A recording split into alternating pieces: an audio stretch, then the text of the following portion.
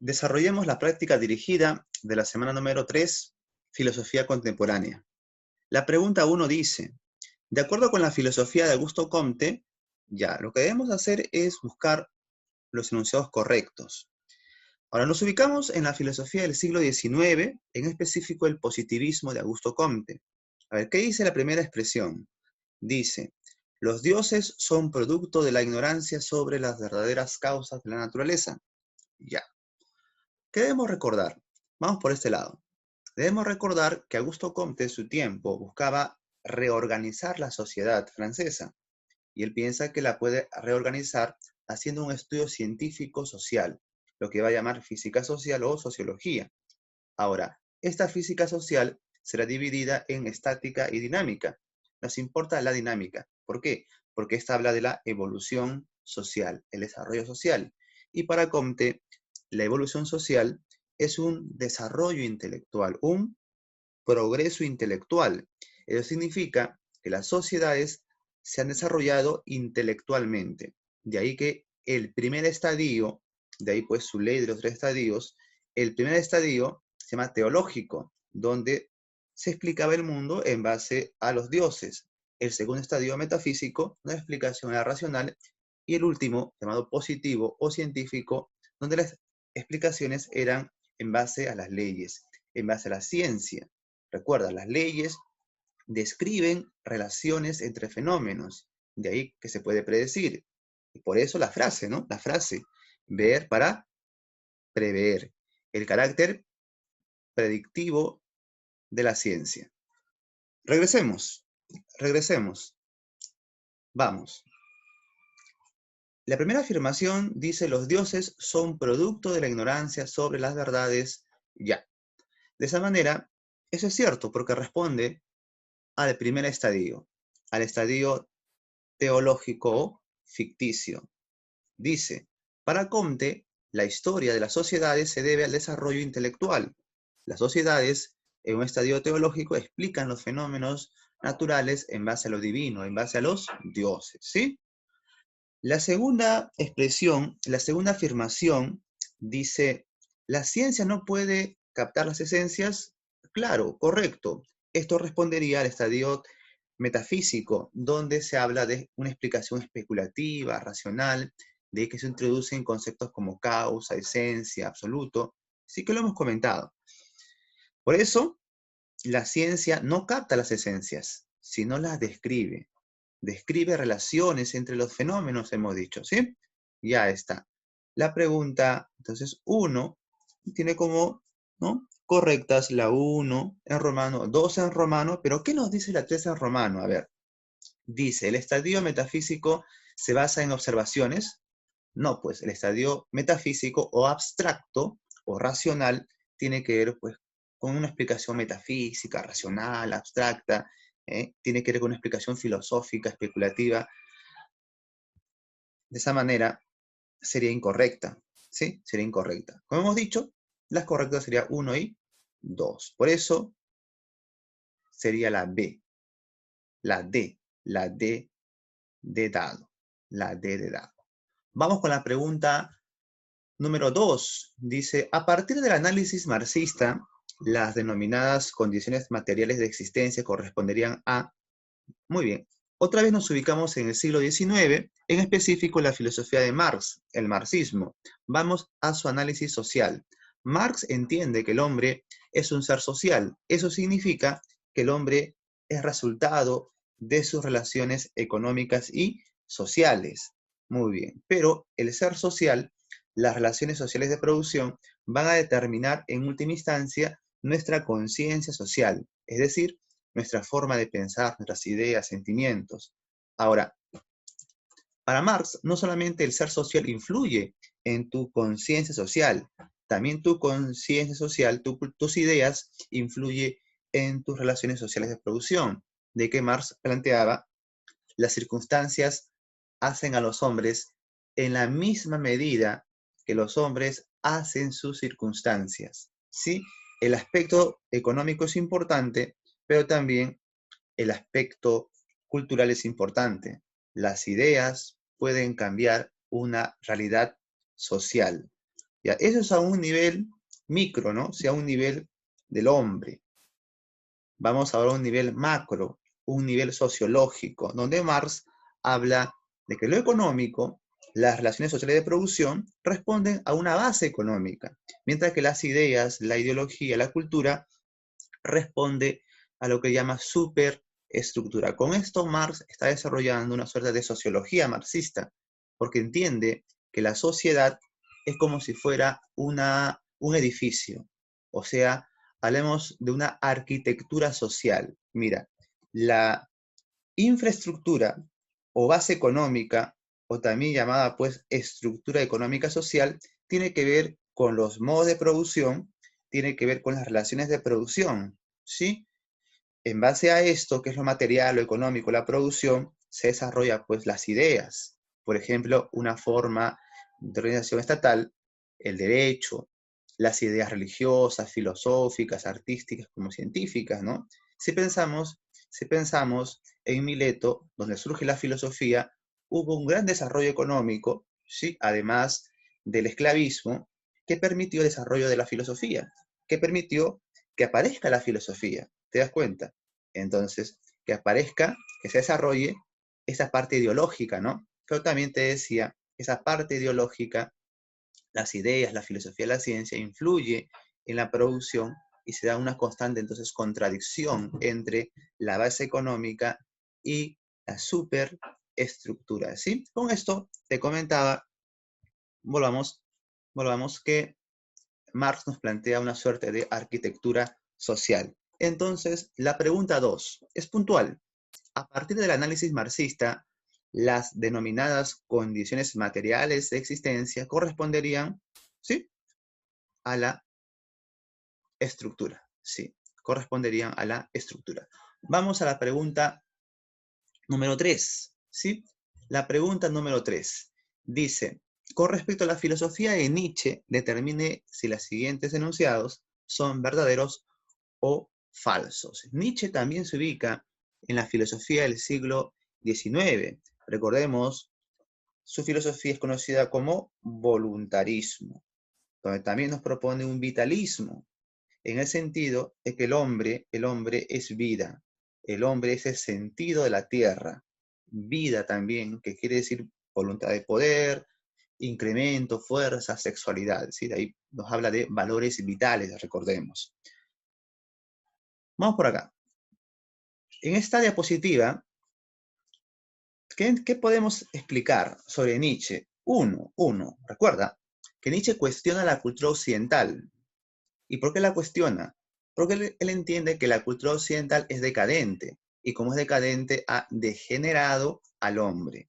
El hombre ha perdido sus instintos, ha perdido su vitalidad, su sexualidad, su fuerza.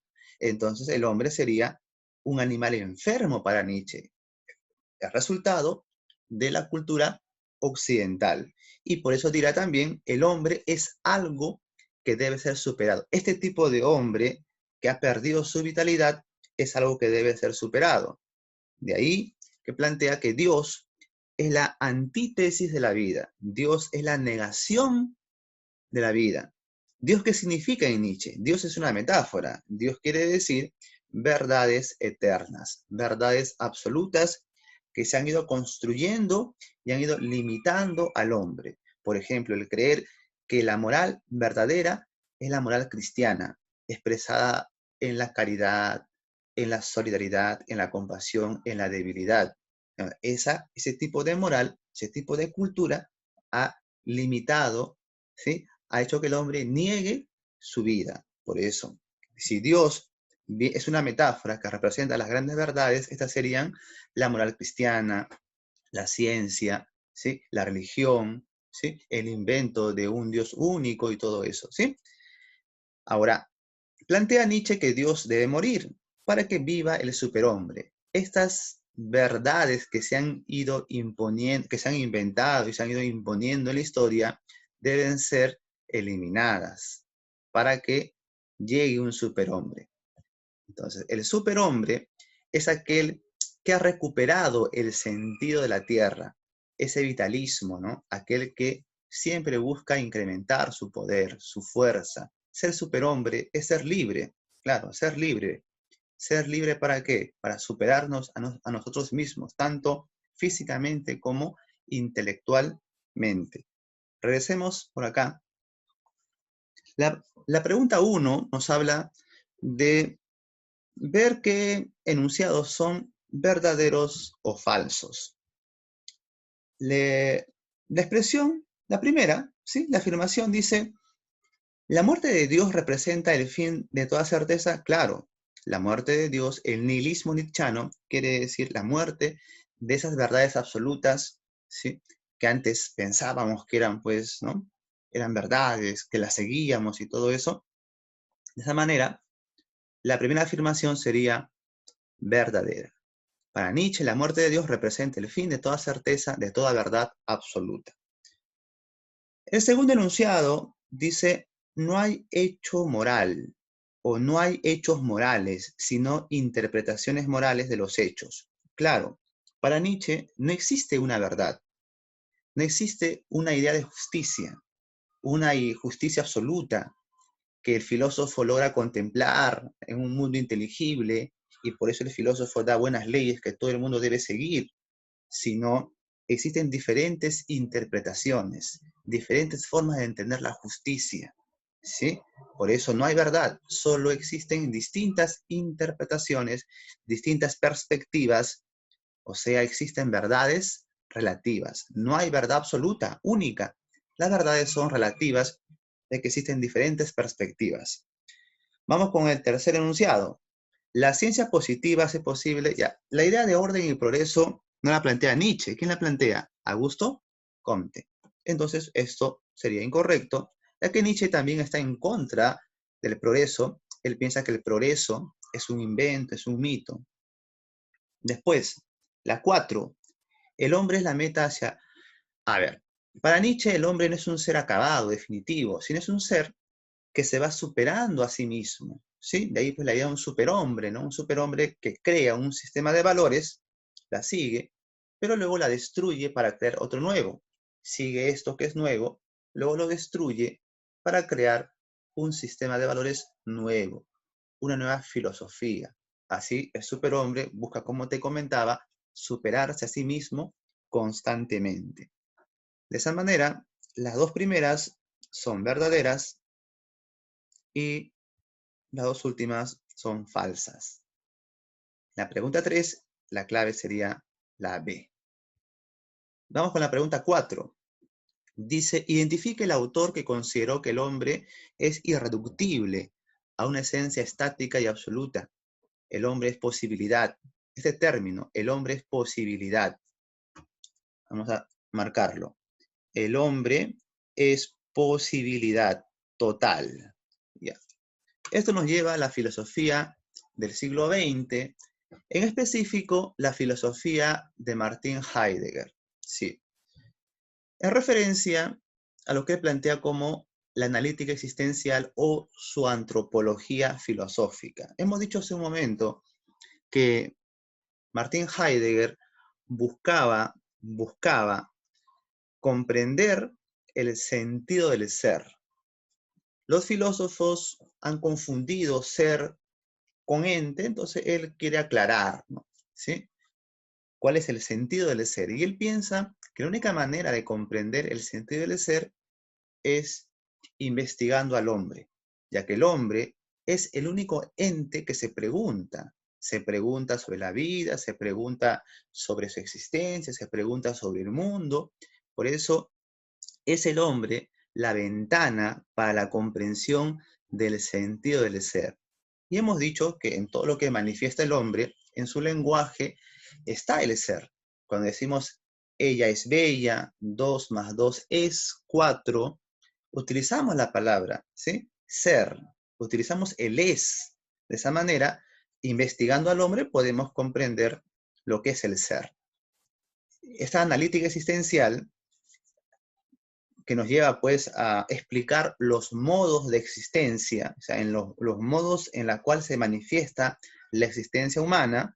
Hemos dicho, el hombre puede ser entendido como ser en el mundo, como ser con o ser con los otros, el hombre es un poder ser, es posibilidad, el hombre es temporal, es contingente, y por eso es un ser que nace y muere, y la muerte es lo que lo angustia, ¿sí? El saber que en cualquier momento va a morir. Ahora, vamos a esto. El hombre como ser temporal, perdón, el hombre como posibilidad, el hombre como un poder ser. Ya. Si el hombre no es algo definido, ¿sí? El hombre no está determinado, sino es un proyecto, es una posibilidad. El hombre es un ser arrojado a este mundo, sí. El hombre ha caído al mundo, pero al tomar conciencia, el hombre elige. Por ejemplo, usted elige una carrera, ya, usted ingresa, luego acaba su carrera, ya está, se casa, ya está, tiene hijos después, tiene hijos. ¿Qué sigue? Paga su academia, paga su universidad, ¿sí? El hombre entonces no es un ser determinado, acabado, estático, sino un ser que se va construyendo, ¿sí? Que va eligiendo múltiples posibilidades, ¿sí? Y se va constituyendo, ¿sí? Es siempre posibilidad, es siempre elección, ¿sí? Volvamos. De esa manera, ante la pregunta, identifique el autor que consideró que el hombre es irreductible, ¿sí? A una esencia estática, en otras palabras, aquella postura o aquel autor que sostiene que el hombre no está determinado, acabado, sino un ser que se va haciendo a sí mismo, que es posibilidad, es la filosofía de Martin Heidegger, y por eso la pregunta 4 sería la D. Sería la D. Vamos con la pregunta número 5. Dice, de acuerdo con Wittgenstein, ¿quiénes se dedican al quehacer filosófico deben? Ya a ver, ¿en qué consiste el quehacer filosófico? Ya. Esto se ubica en el siglo XX también, en específico filosofía analítica, la filosofía de Ludwig Wittgenstein, en específico, más aún, la noción de filosofía del primer Wittgenstein, ¿verdad? Para Wittgenstein la filosofía no es ciencia, no produce conocimiento, ¿sí? No produce conocimiento, sino la filosofía es crítica. Es un método crítico que nos permite esclarecer los términos que debemos utilizar. De esa manera, él diferencia entre ciencia y metafísica, el lenguaje de la ciencia y el lenguaje de la metafísica. ¿Qué hace la ciencia? La ciencia sí, describe la realidad. La física, la química, describe la realidad. De ahí que sus preguntas podrían ser, las preguntas científicas podrían ser, ¿qué son el espacio y el tiempo? ¿Mm? ¿Qué es la velocidad de la luz? Son preguntas científicas que requieren un análisis, requieren de un conjunto de conocimientos que van a ser justificados, verificados empíricamente. Ya está. Mientras, la metafísica se pregunta sobre el ser, sobre el ente, se pregunta qué es la felicidad, qué es la belleza, o tal vez como un filósofo existencialista, Jean-Paul Sartre, decía que la muerte es la nada. La muerte es la nada. Esa expresión, ese enunciado no se puede verificar y por eso, si no habla del mundo, carece de significación, carece de sentido. Entonces no es proposición.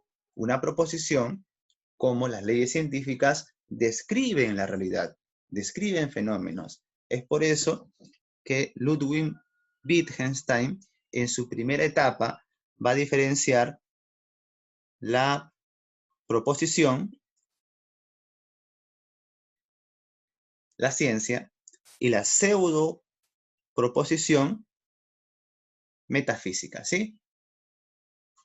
La proposición tiene significación porque tiene un referente, habla del mundo, de ahí que se puede verificar. En cambio, las pseudo proposiciones, como hablar de la muerte es la nada, no tiene significación en el mundo. Es por eso, esa distinción va a ser muy interesante, porque va a permitir que otros filósofos que van a integrar un círculo llamado el Círculo de Viena cojan esa idea para poder sostener un principio llamado principio de verificación para poder diferenciar ciencia y no ciencia, ¿no? Entonces la influencia de Wittgenstein, del primer Wittgenstein, va a ser pues fundamental en la filosofía. Entonces, volviendo a la pregunta número 5, dice, de acuerdo con Wittgenstein, quienes se dedican al quehacer filosófico, ¿qué deben hacer? ¿La filosofía qué hace? La filosofía, hemos dicho, es un método crítico que nos permite analizar el lenguaje, ¿verdad? De esa manera nos esclarece qué términos tienen sentido y son científicos y qué términos no tienen sentido y no son científicos. ¿Te das cuenta? La pregunta 5 sería la C. Sería la C. Vamos. Pregunta número 6. Pregunta número 6 dice, cuando Wittgenstein planteó que los enunciados se definen por su uso y no por su significado, hace referencia muy bien. Si hablamos del uso, nos referimos al segundo Wittgenstein. El segundo Wittgenstein plantea un giro pragmático. ¿Qué significa eso? Quiere decir que el lenguaje está en función al uso. En otras palabras, el significado de las proposiciones está vinculado a las prácticas o usos del hablante. Si hablamos de lo sagrado nada más, lo sagrado tiene múltiples significados. Lo sagrado en la India, lo sagrado en el Perú, lo sagrado en Argentina. Entonces, tiene múltiples significados, ¿te das cuenta? Entonces, esa idea de un lenguaje científico, un lenguaje universal, solamente verificable, se rompe porque te dice, el segundo Wittgenstein, te dice que la ciencia es uno de los lenguajes de los tantos que hay. La ciencia nos da un significado, pero existen otros significados, ¿sí? De esa manera, el sentido de las palabras está dado por el uso de las mismas en situaciones de la vida cotidiana. Entonces, por acá, la forma de vida, ese aspecto cultural, la forma de vida, va a determinar el uso de las palabras. Y el uso de las palabras está en función al significado de las palabras. ¿Te das cuenta? El significado de las palabras. De esa manera, si hablamos de Dios, como te comentaba, Dios tiene múltiples significados también. Dios, por ejemplo, en una comunidad amazónica, Dios para un judío, Dios para un argentino. ¿Sí? Entonces, de ahí la distinción que existe, ¿no? En las culturas sobre los dioses, ¿no? Inclusive hay culturas donde no hay dioses, hay culturas en las cuales hablar de Dios es hablar de la naturaleza. Entonces, esa es la múltiple significación que van a tener las palabras, las oraciones, en base pues a las prácticas culturales del hablante. Entonces, la pregunta número 6 en puntual se refiere al segundo Wittgenstein que plantea un giro pragmático o también un giro instrumental. Pregunta 6 sería la D. Ahora, para terminar la práctica domiciliaria, la pregunta 1 sería la B, la pregunta 2 sería la E, la pregunta 3 es la A, pregunta 4 la D, pregunta 5 la B y pregunta 6 la E. Muchas gracias, hemos culminado.